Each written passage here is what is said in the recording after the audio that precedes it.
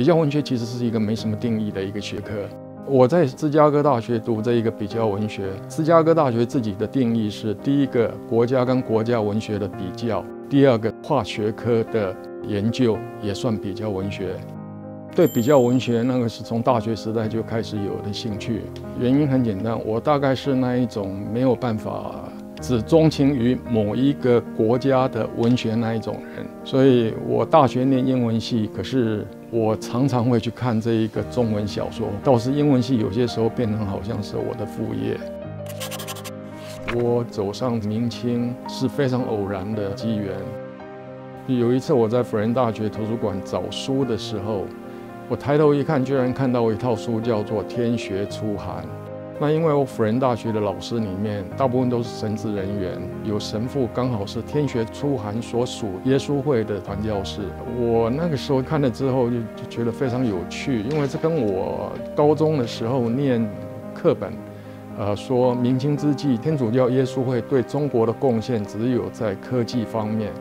那可是我看天学初寒的，我看到的是文学这一面的东西，所以我就很纳闷。不过当时也写了一篇文章《伊索寓言与明代天主教东传》，写完之后就放着，当然也发表了。到了芝加哥之后呢，又要重新再写硕士论文。那个时候就想说，我以前这个做过这个《伊索寓言》的这一个研究，那何不论文就继续接下去做？这样一来，就把这一个文学跟宗教这一个结合起来了。其实，在国际上面，就我研究的西学东渐题目来讲，在世界上能够排上名的，大概只有三两位而已。我的名字是常常被引用的。讨论起这一方面的东西来的时候，很多即使是西方人，他都不能够这一个忽略我用中文写的东西。最近我看到一本2019年的这一个书啊，谈到这一个西洋古典文学的这一个介绍进中国来啊，那个文章的这一个作者啊是一个西方人，他就说你必须要看李世学的东西。挫折是免不了的啊，这个尤其我在研究了明清之际啊，其实研究明清之际的人很多，而是研究明清之际里面的文学的内容很少。我常常需要的一些资讯呢，都没有人能够提供给我。我在读了这一些天主教传教士他们的这一个著作，他通常翻译一本书成为中文的时候，他不会跟你说这一个作者是谁。他也不会跟你说原来的书名叫做什么东西，困难就来了。那个时候就会非常这一个挫折感就会非常大。可是我通常面对这一种挫折感的方式就面对它吧，只有把结论找出来才是结束挫折最好的办法。否则你如果说一直在那一边就丢着不管它的话，那你随时都有那一种事情没有做完的那样子的一种挫折感。有些时候是对于一本书的研究，我可以长达7年、10年，不断的在追问。那我在美国的时候，常常会为了一条故事或什么东西之类，跑去问这一个从我自己的比较文学系问到神学院，问到古典系，问到英文系去，把答案找出来。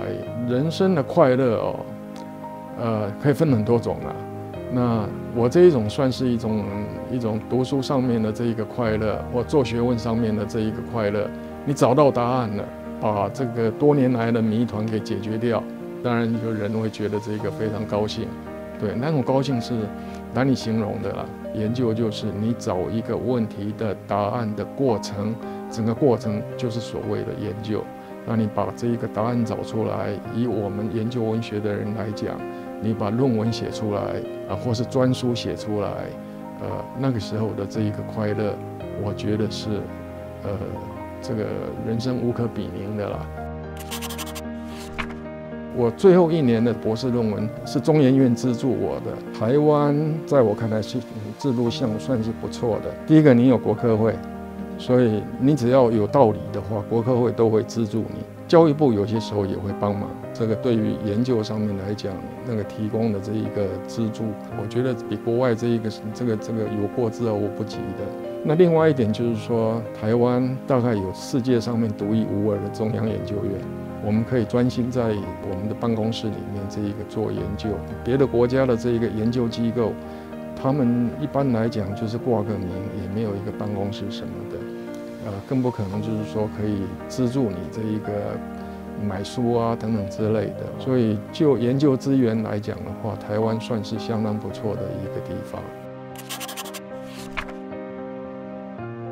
兴趣是支持做学问一个非常重要的这个因素。你有兴趣，你就会勇往直前的这一个走。兴趣它是不可或缺的。应该请这一个各个不同领域的学者到学校里面去对学生演讲。大家都是从自己的这一个专长这一个出发的。